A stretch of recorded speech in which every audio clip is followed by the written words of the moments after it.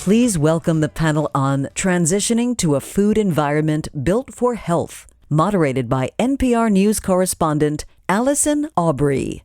Thanks so much for having me here today. I know everybody just had lunch and is now ready for a nap, so I'm going to try to do something to get everyone excited. We're going to have a little group participation here in a moment.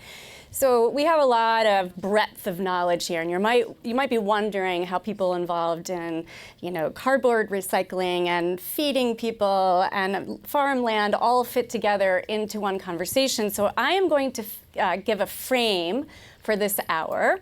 And the frame is outrage, then inspire. So this is the group participation point. What is the frame for this hour? Outrage and inspire.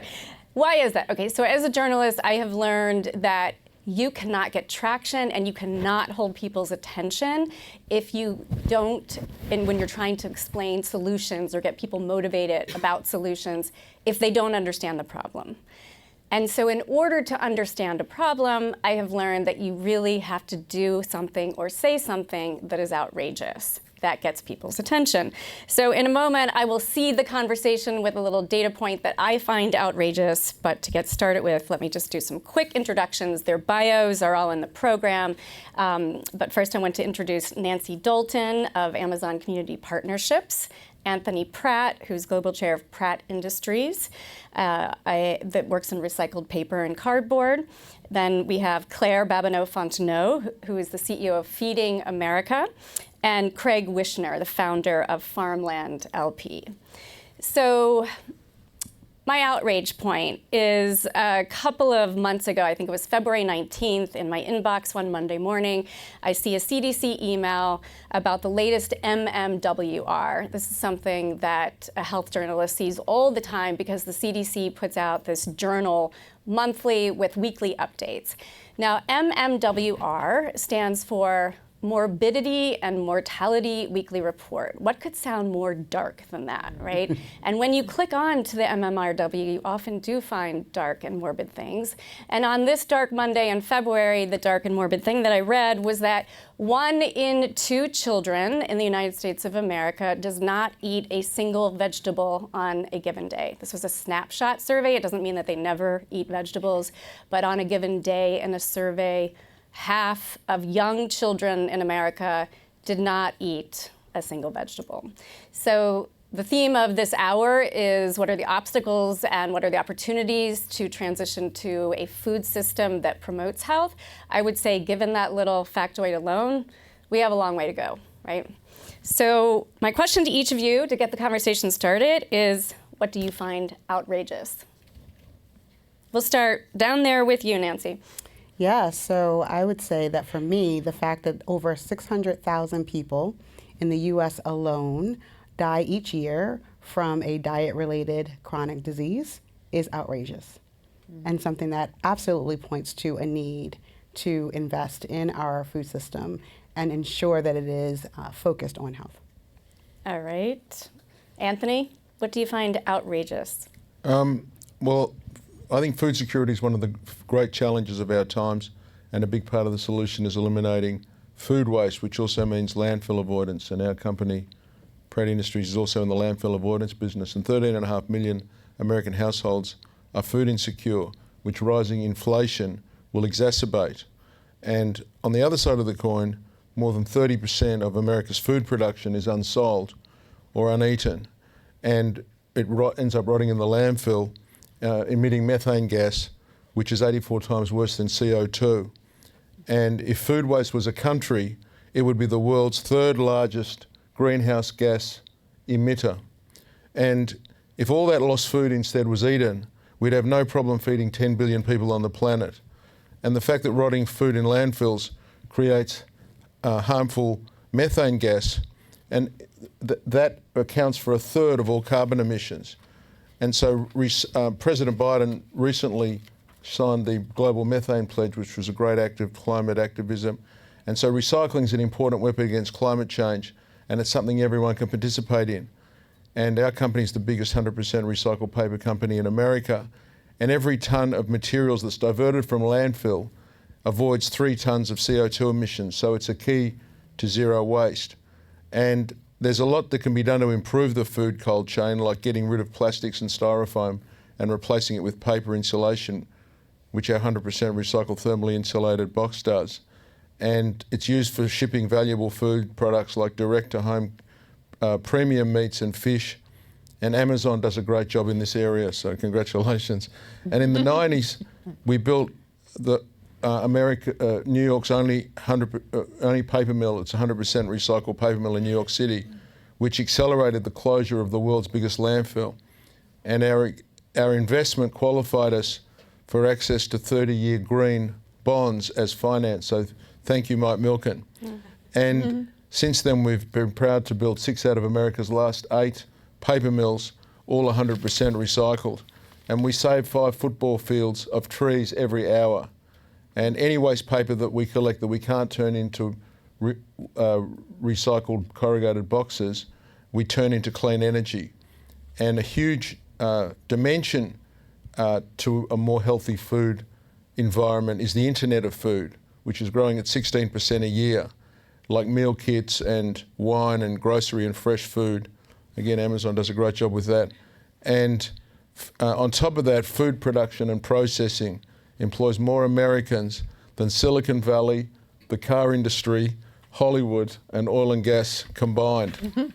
And finally, food as pharmaceutical is a big new trend, and the global probiotics market is growing, is 55 billion growing to 100 billion. We do a lot of work with the Milken Institute on food as medicine. So thank you. Great. So we went for outrage and inspire all together at the same time. time. Well, I knew I was only going to get one shot at this. All right, Claire. So I'm going to trust that I get more than one shot. Absolutely. Okay, and I'll answer that question. You know, I am outraged by how I go to every state. I've been to every state in the United States, and Puerto Rico. I have touched so many counties and parishes across. And in what is reported as the richest country in the history of civilization, tens of millions of people, as many as 60 million human beings have to stand in a line and get the food that they need from a network like the one that I'm in. I find that outrageous that that's true. And that nearly 10 million are kids. Kids. That's outrageous. That's outrage. Outrage? Yes. All right. We'll come back to inspire. Craig, outrage. Outrage. The issues that you're talking about with food and with only 1 out of 2 kids eating a vegetable each day, well, there's $3.8 trillion worth of farmland in the U.S., massive amount of farmland. Globally, we're just top of the charts in terms of our abundance of farmland, and yet 53% of U.S. farmland grows 2 commodity crops, corn and soy. And those don't qualify as vegetables because 40% of the corn crop goes to ethanol, 40% goes to feedlot, 12% goes to high fructose corn syrup, and we only eat 0.66% of the corn that we grow in the U.S.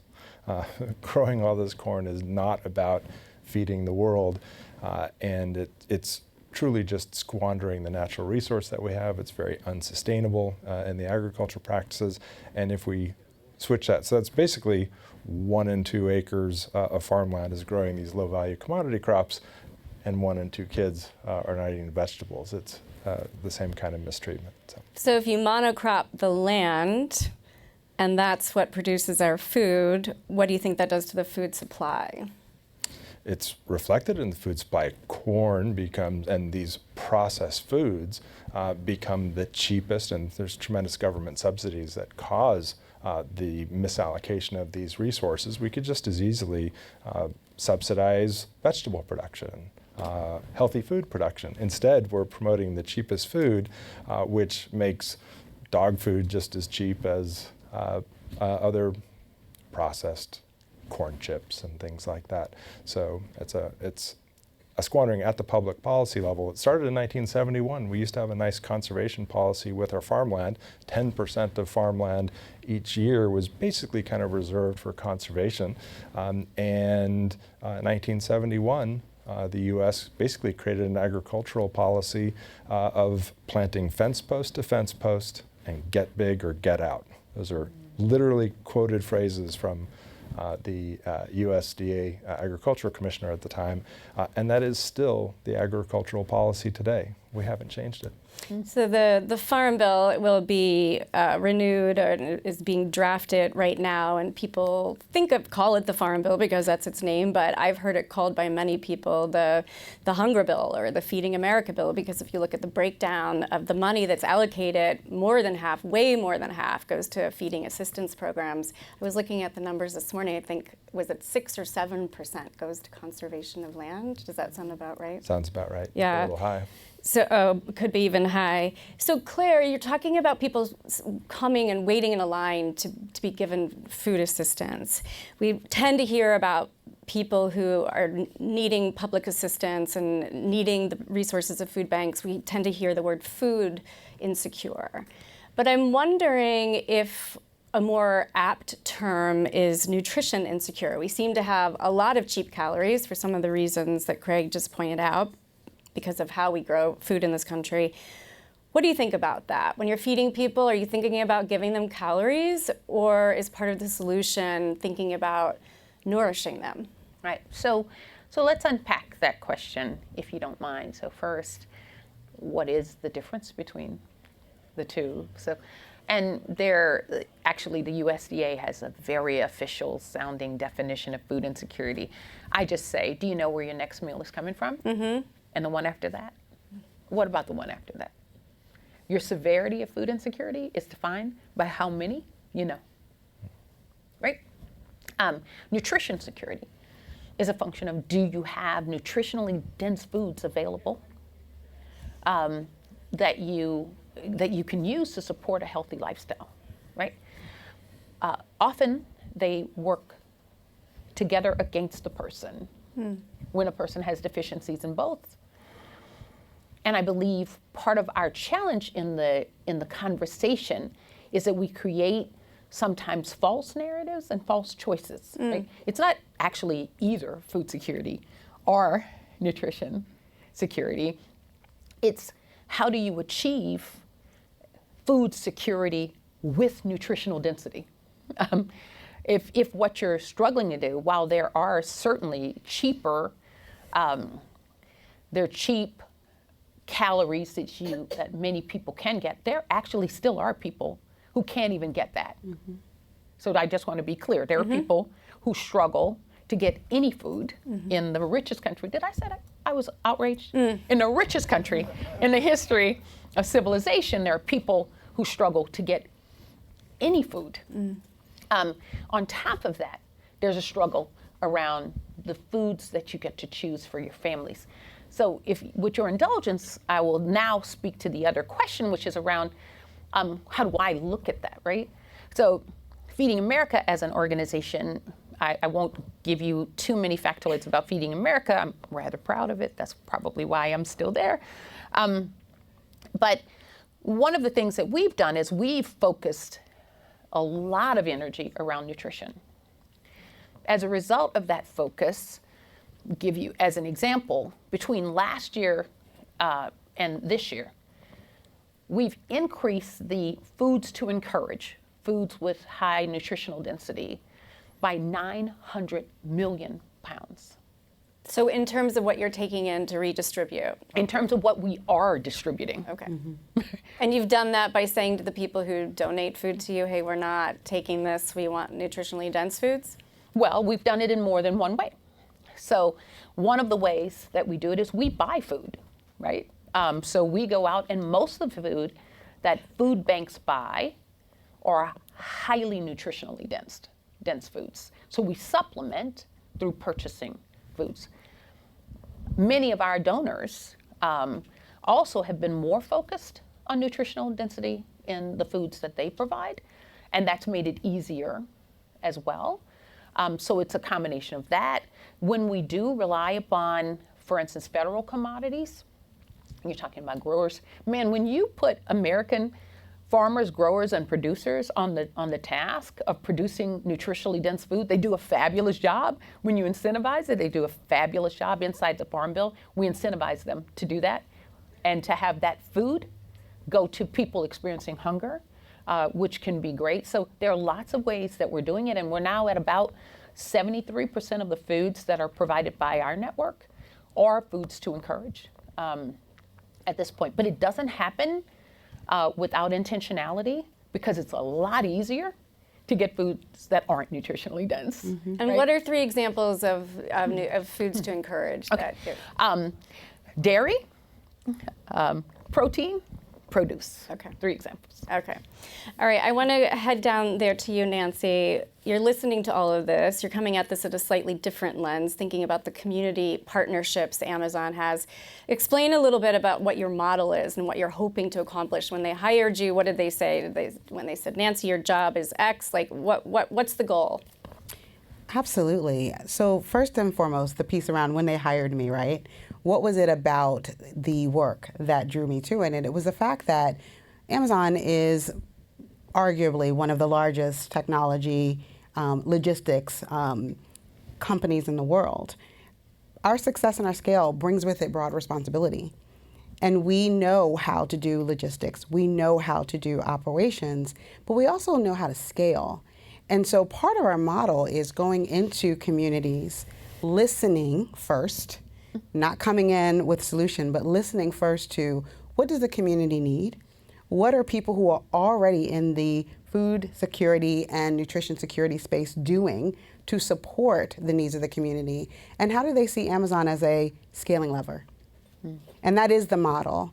And I believe that what has been most enriching in this work and in this role has been that we don't look at communities in a deficit space, but in an asset lens. What are the assets that already exist in the community, and how can we then? And to Claire's earlier point around,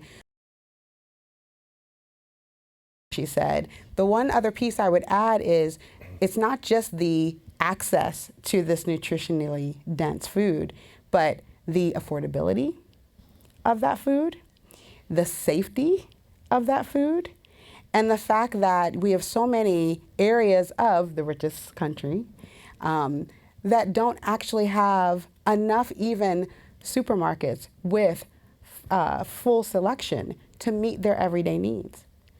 And so how is that even possible? Yeah. And so for me, I would just like end by saying that the work is really about expanding access and also lowering the cost of convenience. Because up until 2 years ago, there was not the ability to even use your SNAP EBT online. You had to go into brick and mortar. Well, if I don't have brick and mortar to do it with, that really significantly limits my ability to get access to that food. And so the convenience aspect is really important, because as it comes online, it opens up the door for more of that access. So what has happened in those 2 years? Are people using their benefits differently? Are they, how has that changed, being able to use your EBT card to get food assistance dollars, purchasing them online? It's a game changer. You know, one, the first piece is dignity. You know, being able to order food in the comforts of my home, not having to take 3 and 4 buses to get to the nearest grocery store with my children in tow, is not only giving me back the ability to control my food situation, but it's also giving me back the hours and time to reinvest in my family. And so I think that is the piece of this that often goes unmentioned as it relates to the benefits. But in addition to that, you know, I believe that the whole impetus of the pilot was, if we bring SNAP online, will it help people better optimize their SNAP dollars? And it does. What do you mean optimize? Being able to actually take advantage of them. You see a lot of people who receive the benefit but may not actually be able to use all of the benefit dollars. And you also see people who are eligible but they haven't actually gone through the process to actually apply because they don't see that there is that benefit. Well, now we're seeing more people who are eligible apply. We're seeing more people take advantage of it, and they're making better choices as you think about things like nutrition incentives, right? And so if you bring things like the double up bucks or the nutrition incentives online, now I can make choice in my home, and then you're incentivizing me to continue to make that choice. And so over time, it becomes repeatable behavior. I'm eating more fruits and vegetables, and I have less risk for chronic disease. And would you put that in the Inspire box? I would. And I think we're just getting started in this space. Yeah. There's huge runway here. And the fact that we are all coming at this from the various stages of the food system is really exciting, and that inspires me. Excellent. You want to jump in, Claire? Yeah, if you don't mind, and maybe I can give an example of, there are quite a few myths around why people don't eat nutritious food, right? So first, let me start with Feeding America conducted a survey, engaged tens of thousands, over 100,000 people with living experience with hunger. It's the first of its kind. And we have data now from people living with hunger, and they talk about what it is that they want for themselves, what they believe to be important. And one of the fictions that exist is that somehow, because people don't have a lot of resources, that they also are certain types of resources. I do believe in asset framing, by the way, too, so we agree on so many things. Yes, we do. But because they have limited financial resources, that somehow that translates into them not understanding that certain foods are healthier for you than others. I say it like that because I think we talk to people that way. We kind of pat them on the head and think, oh, well, I need to come into your community to tell you that lettuce is healthier than a Snicker bar. Nothing against Snickers, nothing against Snickers, but people don't need us to tell them that. So as they talked about what they prioritize for themselves and their families, high among their priorities was access to healthy foods, high among their priorities. So, but I'll give you a data point just directly related to what was being shared before. Like, as an example, some might look at data that says, wait a minute, you mean there are actually at least a couple million people who are eligible for SNAP, formerly known as food stamps, and don't access it. Well, they must not really need it. Well, the minimum threshold has been as little as $18 a month. So let's see, I don't have a car. I need to get a ride to go to the grocery store. The grocery store is far away. It'll cost me more than $18 to get to the store.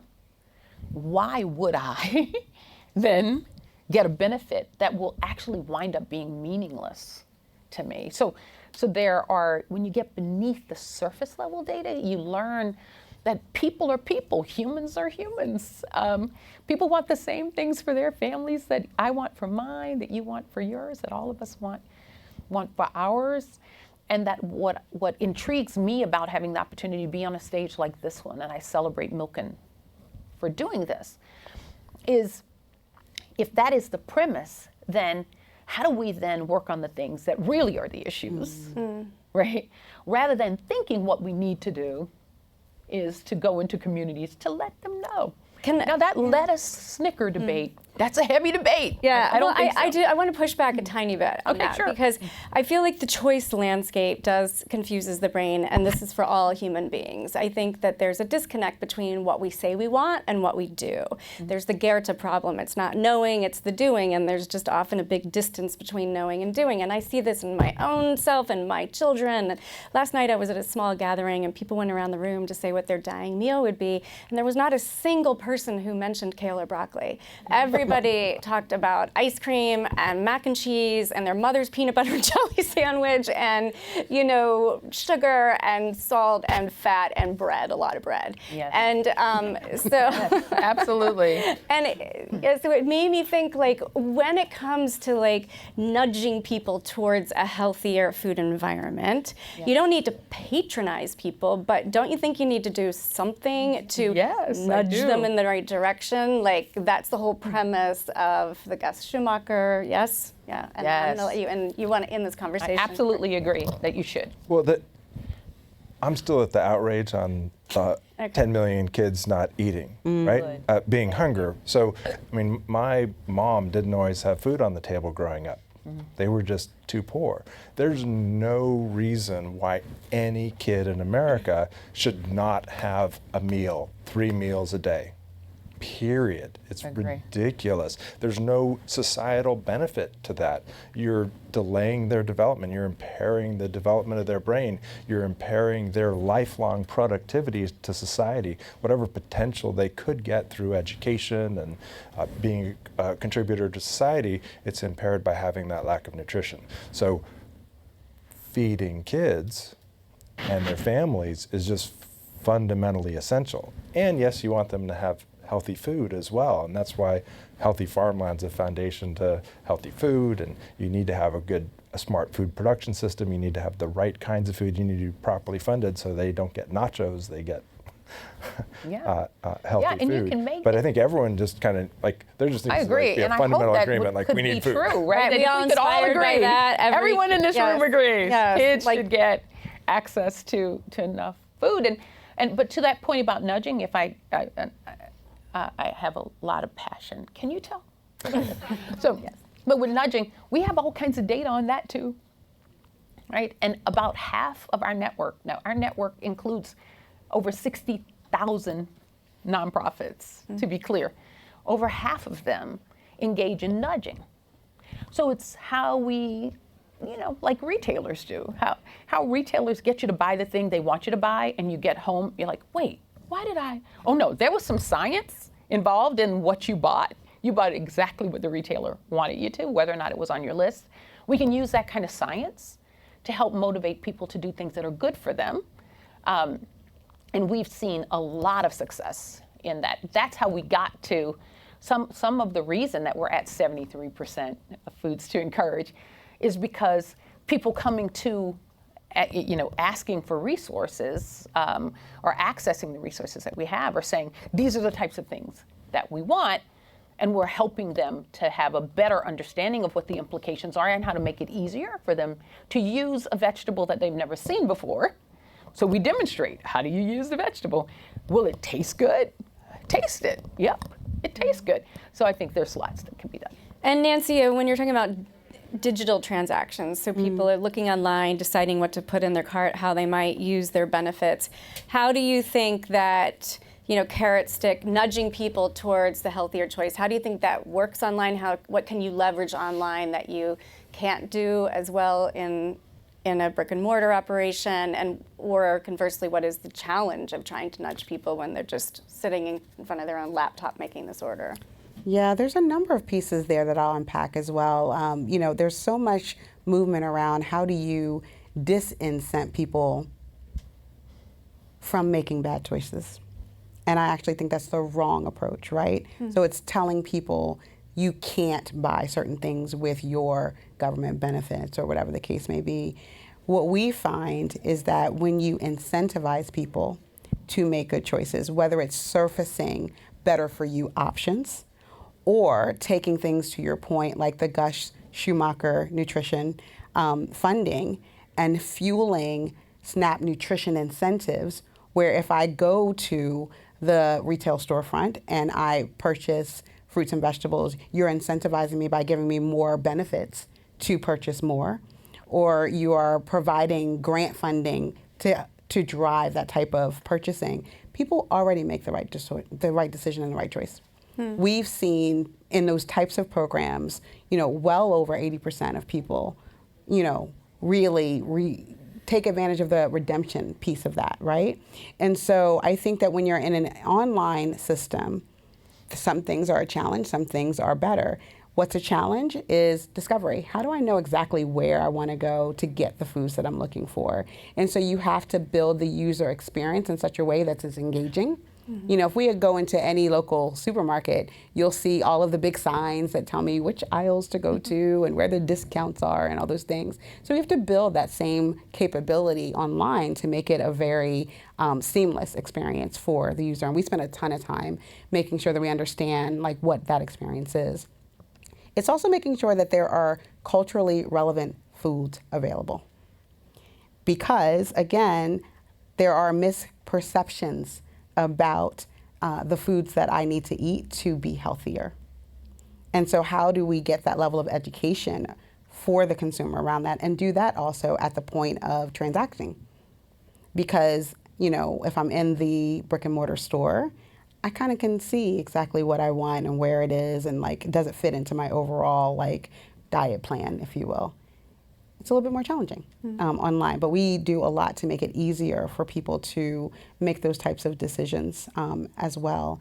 I think that what online opens up is another choice. It is the ability to, from the comfort of my home, be able to control when I access foods, the type of food that I access, and not having to do what we call sometimes people call it the hack of trying to figure out where I'm gonna go, you know, in terms of transportation options in my community. If I don't have transportation, that's a challenge.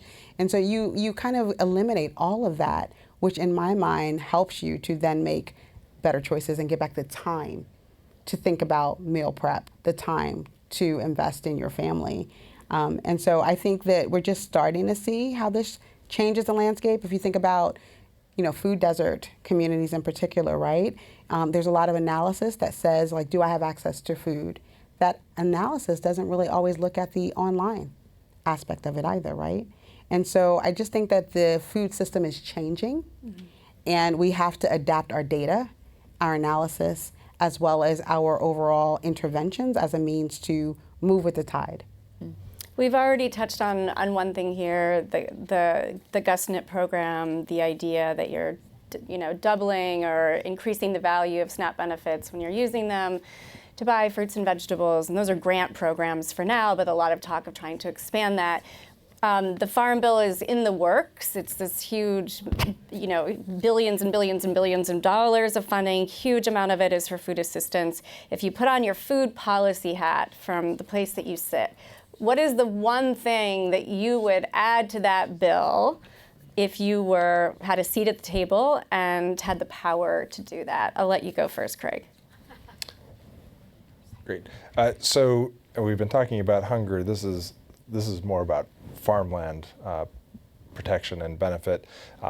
For but us, the two are connected. It's absolutely connected, and it represents our, one, growing healthy food today, and also the ability to grow healthy food off into the future as well. And it also involves climate change as well, this particular point. And I'm just a fan of really simple things. And in this particular case, the thing that I would wave a magic wand and change about the food bill, or the Farm Bill, is to give a check-the-box program to people who use cover crops on the ground.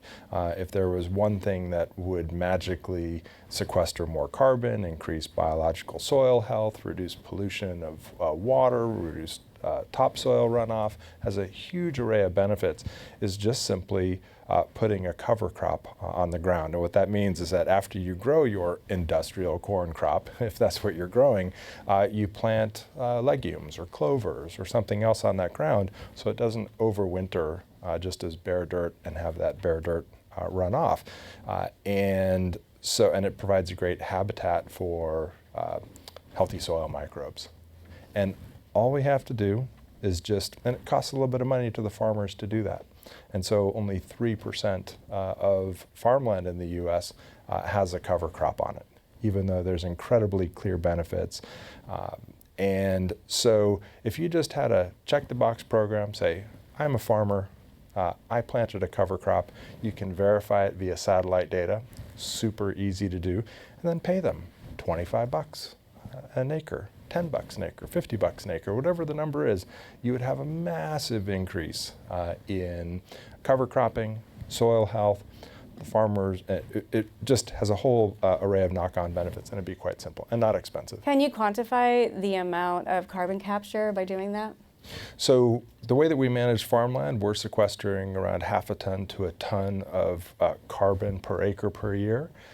Cover crops provide a good chunk of that. And so you're talking about, and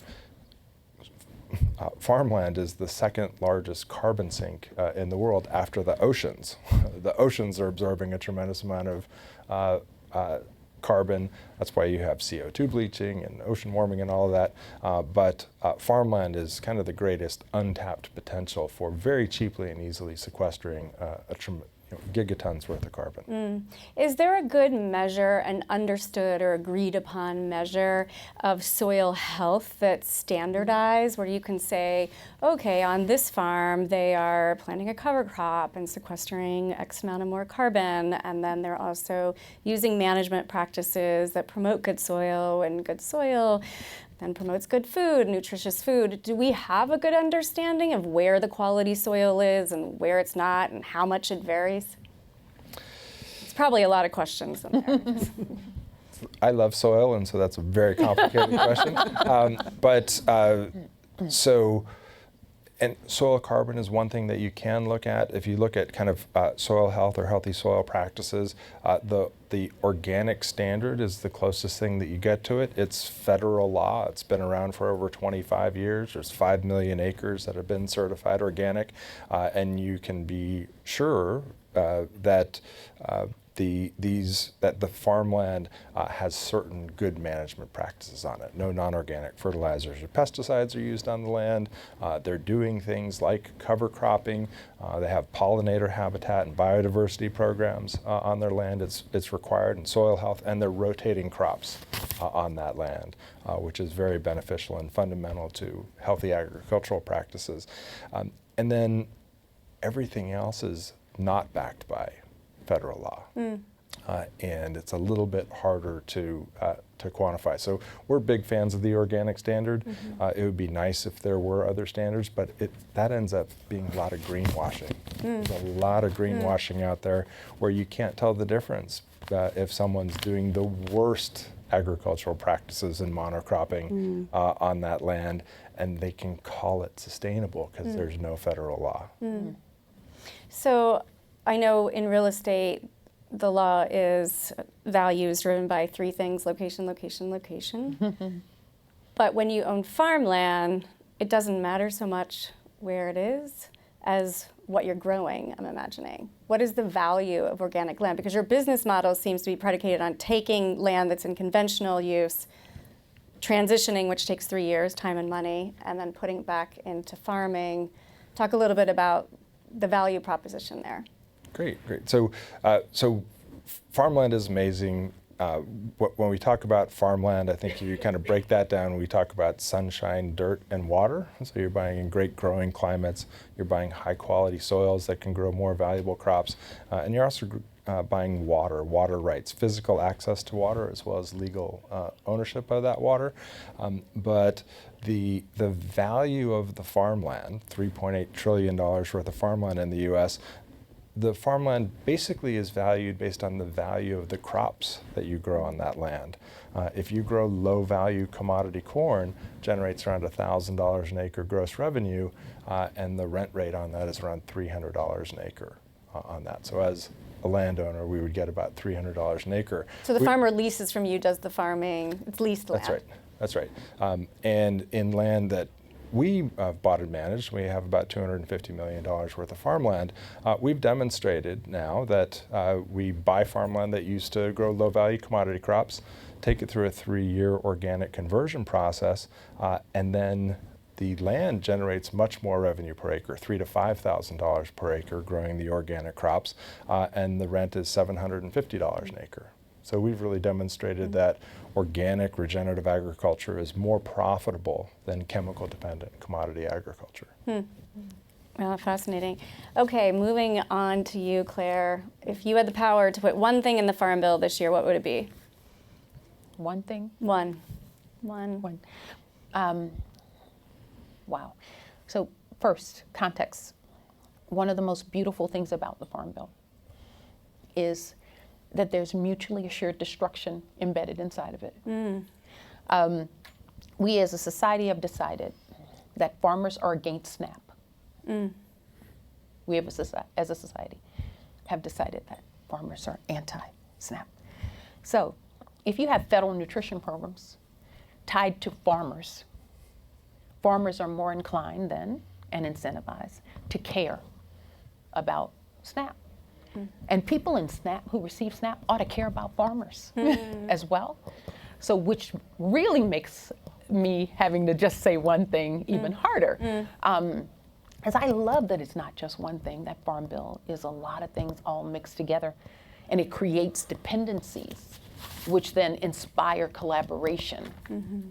But reduced to one, I would do something meaningful with SNAP. SNAP is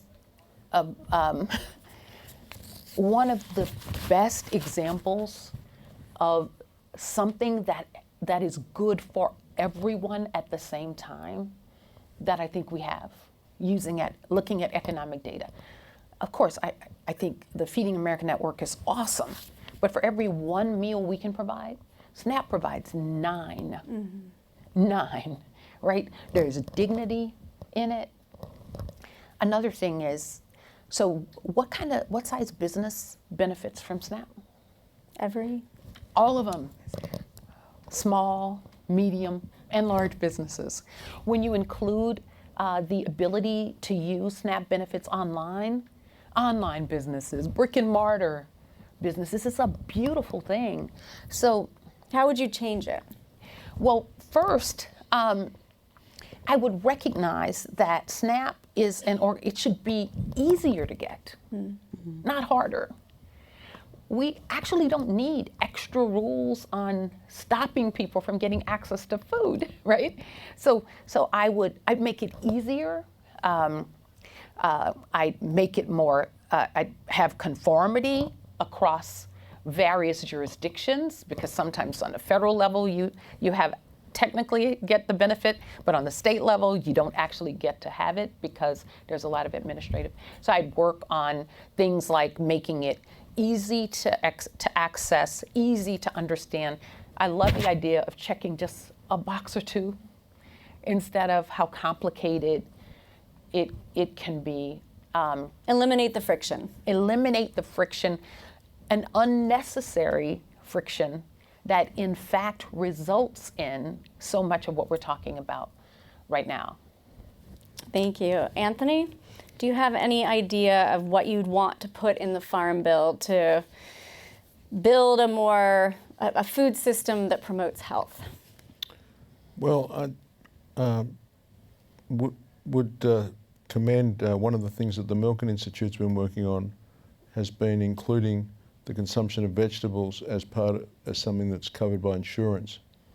And I think that, whilst not directly related to the Farm Bill, is a very important positive incentive for that it does involve government. That I think it's not a negative. You shouldn't do this thing, but it actually, I think vegetables should be covered by insurance, health insurance. And Nancy, what would you add to the Farm Bill?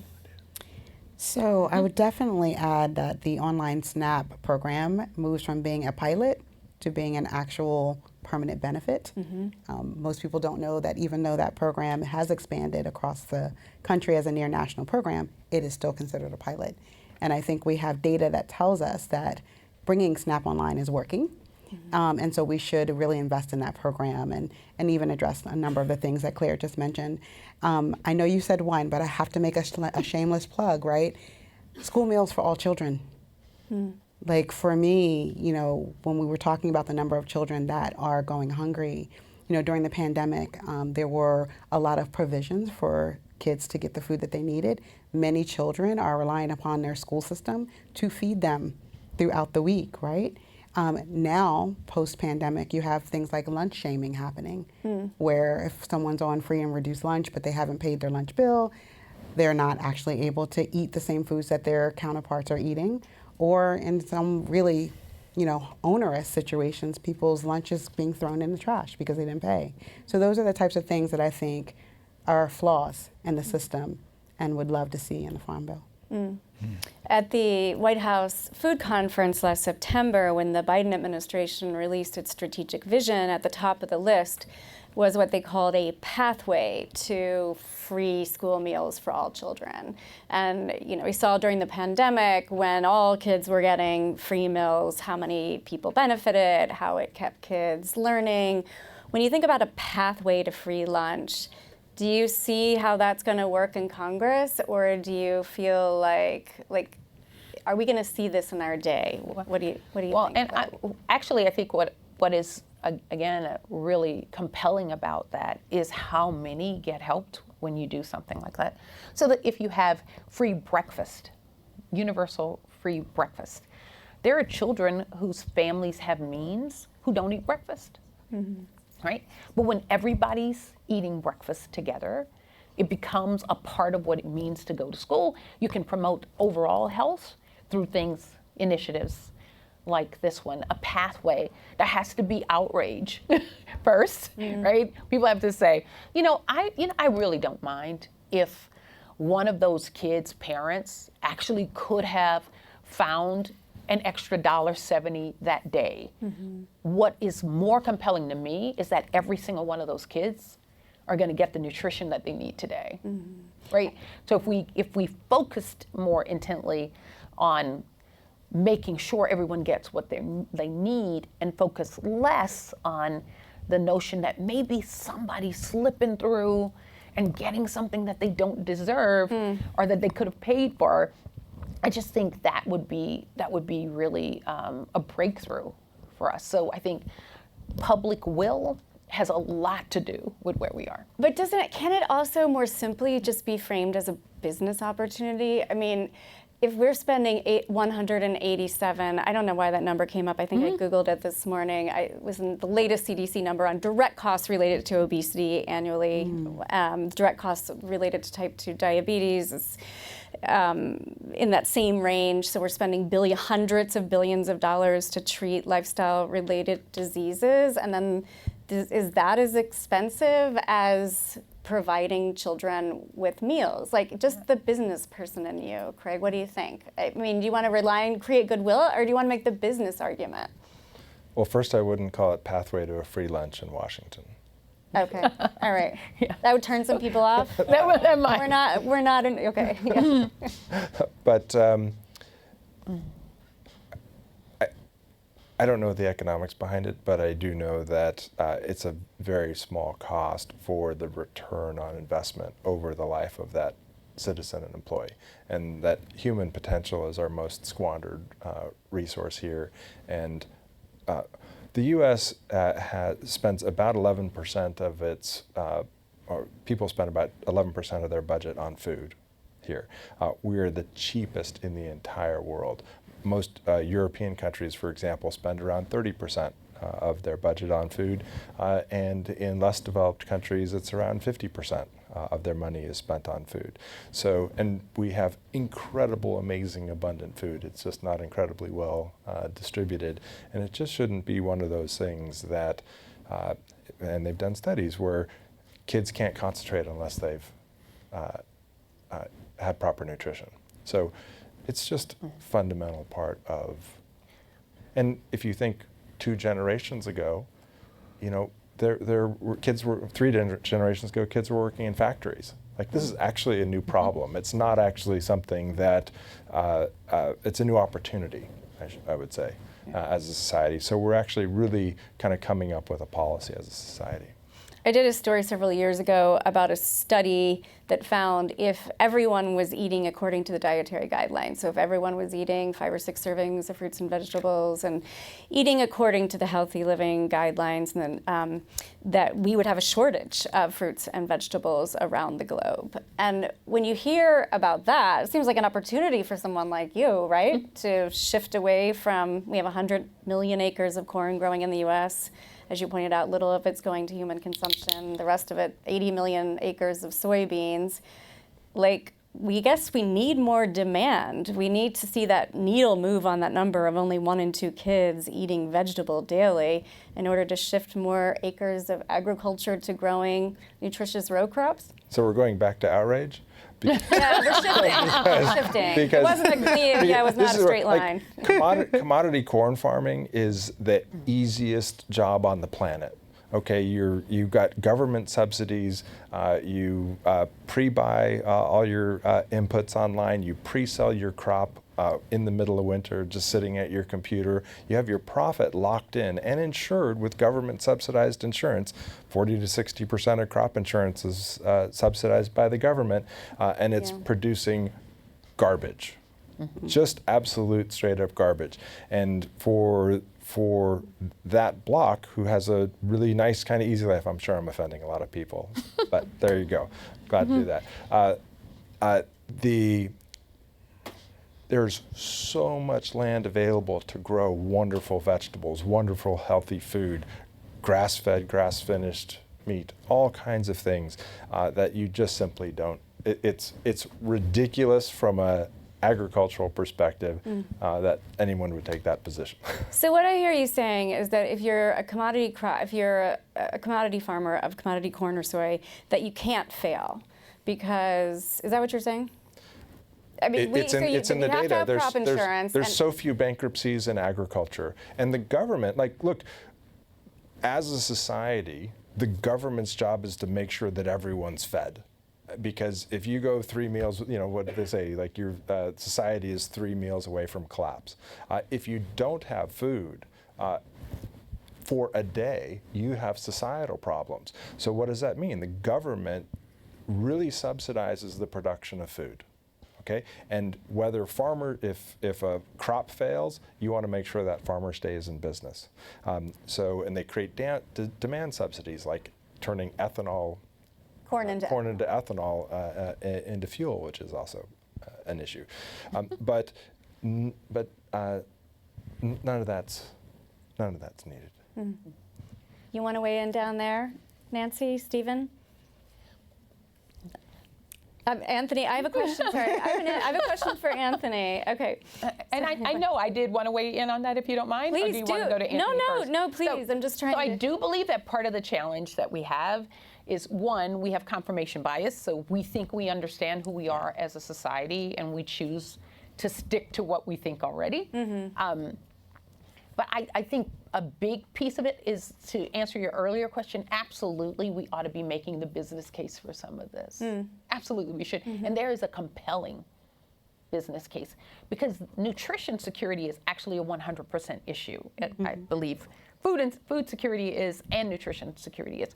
Everybody wins when you get it right. Mm-hmm. Everybody wins. So it has financial implications, it has health implications, it has learning implications, workforce implications. It ends up touching everything that matters in order for a person to thrive. And I think part of the unlock with nutrition security and with what we're doing will be when we become more articulate in expressing a path forward, that everybody can see that they care about that path, rather than it's somebody else over there who's going to be impacted by it. That's what and actually, let me close the loop on the profit side, because I started on the outrage, now I'll go back to inspire. It is truly much more profitable to grow vegetables and crops that people eat.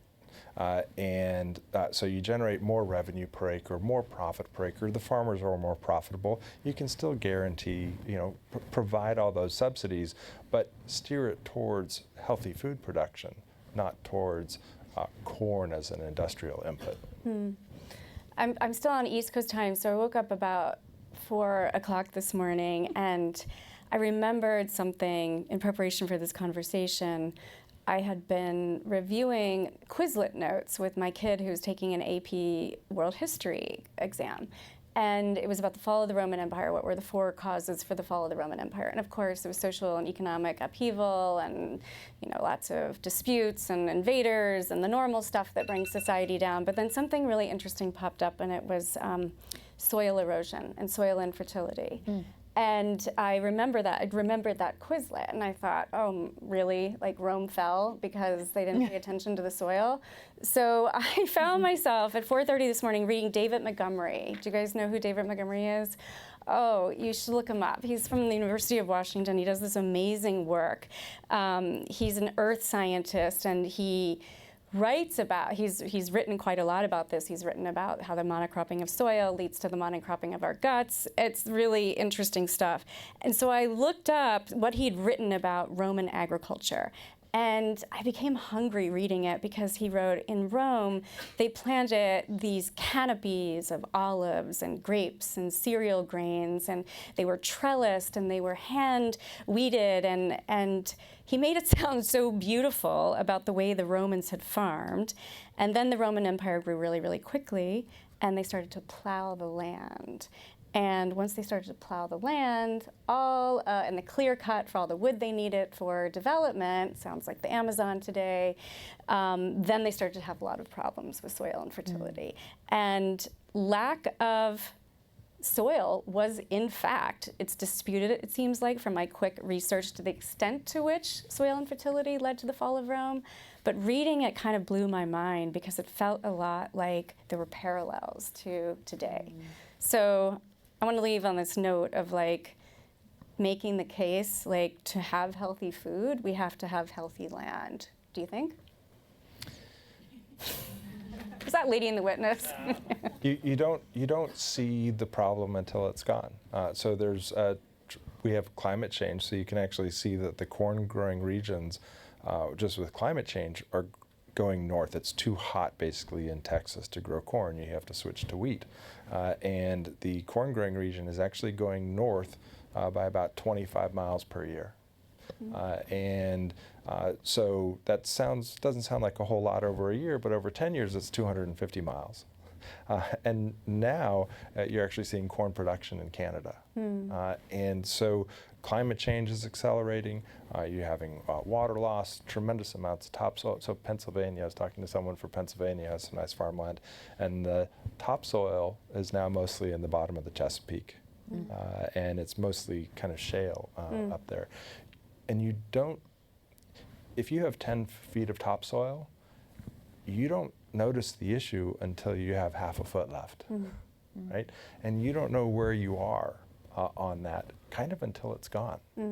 And it happens slowly. You're kind of boiling that frog. So as a society, that is what's happening to us. Climate change, topsoil loss, water pollution, and I'm a business guy. I'm very optimistic. I think there's a lot of wonderful things happening, but there are big shifts happening, and it is something we need to be concerned about. All right, with the 1 minute we have left, we need to end on something inspiring. Claire, well, I'm going to or jump in Nancy? there. I'm going to jump in there, right? Because I do think that we also have to make sure that we are leveraging what we've learned, right? We have a lot of data. We have players in each aspect of the food system, whether you are producing, whether you're processing, whether you are distributing or consuming, right? And I think now is the time for us to really invest in all aspects of that, making sure that each player has the skills and the knowledge that they need in order to build this system for health, right? And not just food is medicine, because I love food is medicine. I think we need to go down that path, but to steal something from a fellow person here at the conference, food is also health. So not waiting until someone is sick, but figuring out how do we infuse healthy food, healthy eating, healthy behaviors at every aspect of the food chain, I think is really something that we have the ability to do. It's a problem that we can solve. We actually came together during the pandemic like nobody's business to start to think about this notion of even private and public partnerships as a means to do that. You know, we have the ability to be nimble because we have this level of expertise. How do we pool all the resources across each stage of the food system in order to leverage what we've learned and implement a whole new reality for the food system? That I get excited about. It starts with having conversations like this, but leveraging that and putting it into action. Very well said. I strongly agree with everything that she just said, and I would add, I mentioned, I think before, I'm on the road a lot, and I go everywhere. I go to blue states, and red states. I go to purple states, rural, urban, suburban, and all the other designations. And every single place I go, I find people who truly want to be about positive solutions inside of their communities. Every single place I go and meet millions of people volunteer to do the work that I get to engage with. Millions of people volunteer their time. So it inspires me, and I have this image that maybe I'll leave you with on the subject of what people will do when they get access and opportunity to health. I have an image of a little girl who's at a food distribution among Feeding America food distribution, and her mom is getting access to all of these fresh fruit and vegetables, and she grabs a watermelon. I think you've heard me say this before. This little girl, she's a toddler, she grabs a watermelon, and she cradles that watermelon. I happen to love watermelon as well. And her mom says, no, we've already got ours. You need to give it back. And she said, no, it's mine. I heard a toddler fight to keep a watermelon. I'm inspired by that. I also love that I'm in a network that said, of course she can have it, and she was able to keep that melon. So I believe there's hope out there. I'm inspired every day in many, many ways. Excellent. Nancy, thank you. Anthony, thank you. Claire, Craig, thanks for listening. Thanks to Milken for having me. Thank you so much. Nice to meet you.